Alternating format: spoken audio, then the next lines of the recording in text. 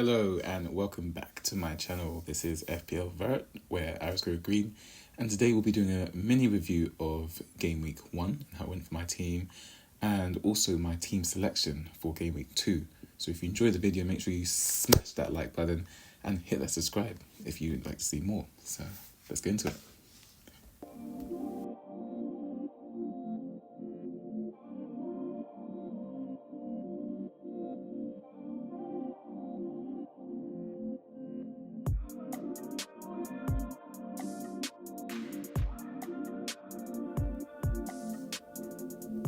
So to get started with the hashtag Vert view, so the more eagle-eyed viewers among you would have noticed that there are 5 changes to the team that was actually discussed last week.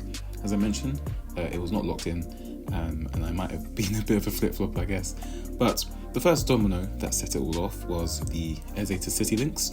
It was reported that City were discussing triggering the release clause of Eze, and that Eze's agents actually haven't ruled it out either.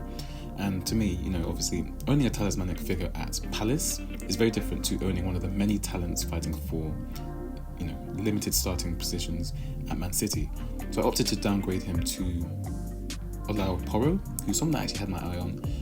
Obviously, very exciting asset to own. Owned him last season since Gameweek 8 actually, and then I brought him back in when he scored against Burnley, which was great.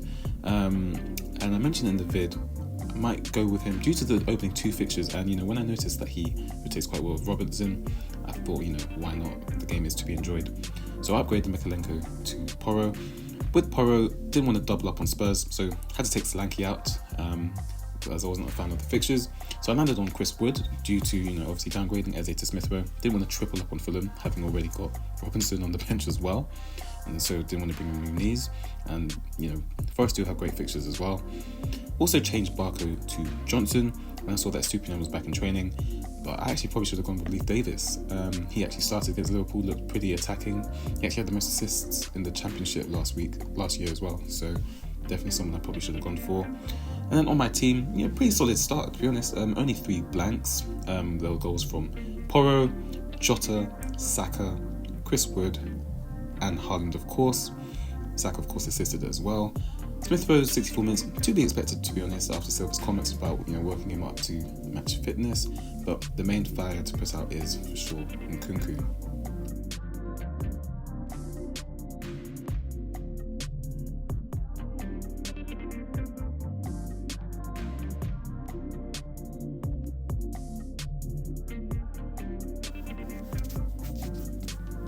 Christopher Nkunku. So, of course, backed him due to his involvement during the pre-season. As I mentioned last week, he's had a million downgrade, but he's a player that definitely has promise.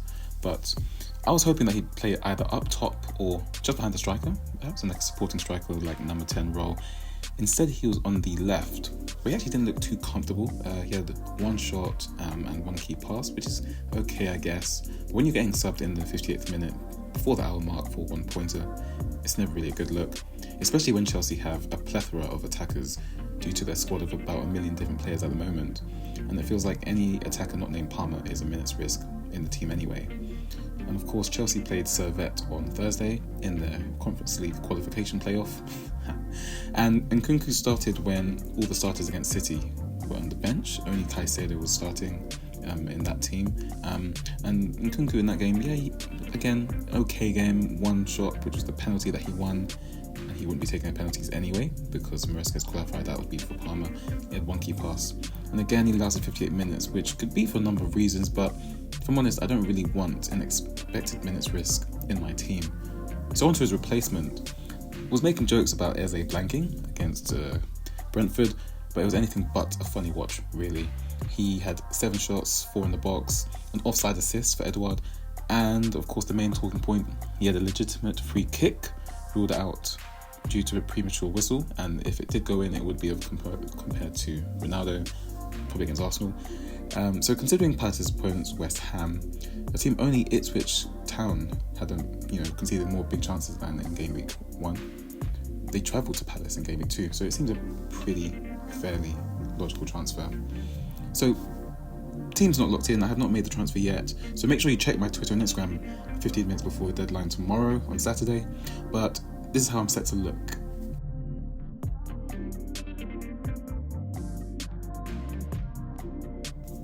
So in goal we have Dean Henderson, who's home to West Ham.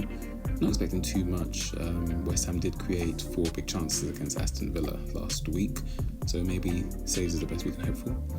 Trent Alexander-Arnold, of course, he's home to Brentford. As mentioned, he had a great game week 1 from a creative perspective. He had 4 key passes, and he also had a game week leading total of 2 big chances created, which was level with Casemiro, but of course Casemiro was nowhere near the level of creativity that Trent displayed on game week 1.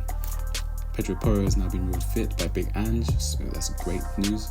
Home to Everton, who Sean Dyche says that they have 14 senior team members at the moment, so they might be, might be a bit light in the squad. Hopefully at least a clean sheet, but with Tottenham you never really know. Anthony Robinson's home to Leicester. I actually made a joke on Friday because I was at one point benching a potential 8-pointer. Robinson was about to get 2 bonus from his clean sheet, so if they keep clean sheet, maybe he's good for bonus. But we're hoping for an attacking return here. Really, Leicester are a promoted team. These are the fixtures. This is the fixture that I really owned him for. So let's see.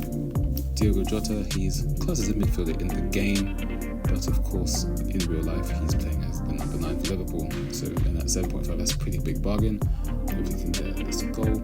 Saka away to Aston Villa. Technically my hardest game on paper, but Aston Villa did the double over Arsenal. I'm expecting Arsenal to want to get some revenge, especially when it's supposed to be title contending. And Aston Villa conceded 4 big chances last week as well. So in terms of defence, they can definitely be got at.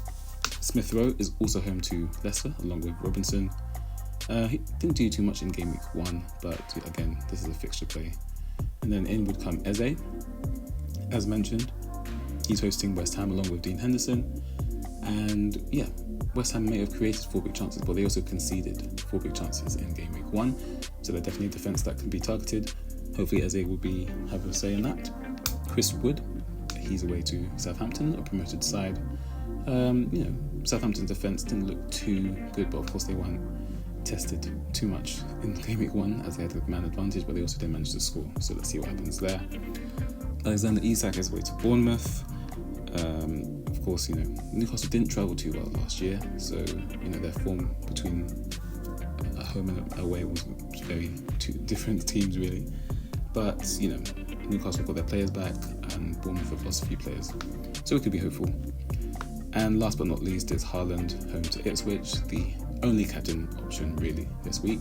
Home to Ipswich. Ipswich conceded 6 big chances in one half, because of course the first half was a bit quiet for Liverpool. Going away to Man City, probably the worst fixture in the league, along with Arsenal. So the real question is whether to triple captain or to captain. Currently I'm on just the captain. I would like to wait a bit more information on how the season would pan out, but I'm sure a few of you will go with him, so good luck with that one. And on the bench, we've got Rodgers. He's primed to be starting games from game week 3, hopefully. He will have Leicester away. Gabriel's benched as well. He might have had to start if Porro was going to be unfit, but Aston Villa away is not the best fixture for defence, so he'll be on the bench. And Johnson, he's on the bench. I'm going away to Man City, so that's not going to be a fixture you want to play him in. So if you enjoyed that video, please give it a like and smash that subscribe. And definitely follow me on Twitter and Instagram for updates as well. Thanks, bye.